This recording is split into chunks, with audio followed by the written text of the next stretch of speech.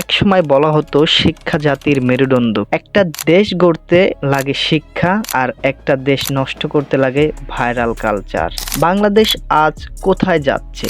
শিক্ষিতরা বেকার, আর ভাইরাল আলোচনা কেন্দ্রে চা বিক্রেতা, বাদাম বিক্রেতা, রুটি বিক্রেতা, তরমুজ বিক্রেতা, ইফতারি বিক্রেতা থেকে শুরু করে চোর পর্যন্ত হচ্ছে ভাইরাল। কিন্তু এর পিছনে সত্যটা কি? একজন ভাইরাল ব্যক্তি বড় বড় কোম্পানি, শোরুম ইত্যাদিতে আমন্ত্রণ পায়, অথচ একজন শিক্ষিত মানুষের চাকরির পিছনে বরাবর তার এক্সপেরিয়েন্স খোঁজা হয়। প্রশ্ন হলো, শিক্ষার আসল মূল্য কোথায়? বাংলাদেশে অসংখ্য প্রতিভাবান মানুষ আছে, কিন্তু আজকের ডিজিটাল যুগে ভাইরাল হওয়াটা যেন বেশি শক্তিশালী হয়ে উঠেছে। তাহলে ভাইরাল হওয়া কি খারাপ, নাকি এটি শিক্ষার চেয়েও বেশি ক্ষমতাধর হয়ে উঠেছে? আজকে আমরা এই প্রশ্নগুলোর উত্তর খুঁজব। যদি শিক্ষিত হয়েও চাকরির বাজারে বরাবর এক্সপেরিয়েন্স নামের বাধার সম্মুখীন হতে হয়, তাহলে কি শিক্ষা ব্যবস্থার সংস্কার প্রয়োজন নয়? কেন আমরা ছোট থেকে কাজ শিখে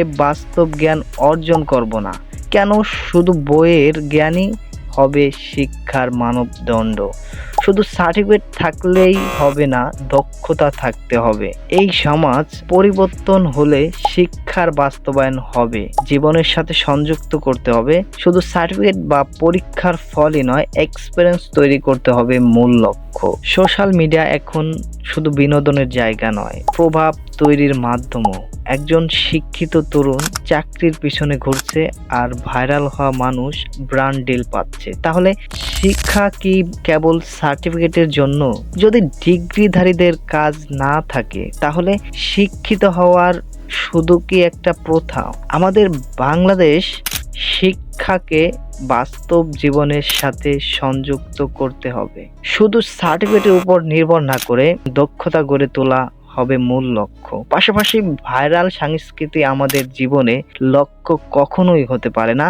আমাদের উচিত মূল্যবোধ এবং প্রকৃত শিক্ষা মর্যাদা দেওয়া। ভবিষ্যৎ প্রজন্মের কাছে শিক্ষার গুরুত্ব কিভাবে আপনি তুলে ধরবেন? কোনটা বেছে নেবেন? ভাইরাল হওয়ার তীব্র আকর্ষণ নাকি প্রকৃত শিক্ষার আলো? আপনার মতামত আমাদের কমেন্ট বক্সে জানান।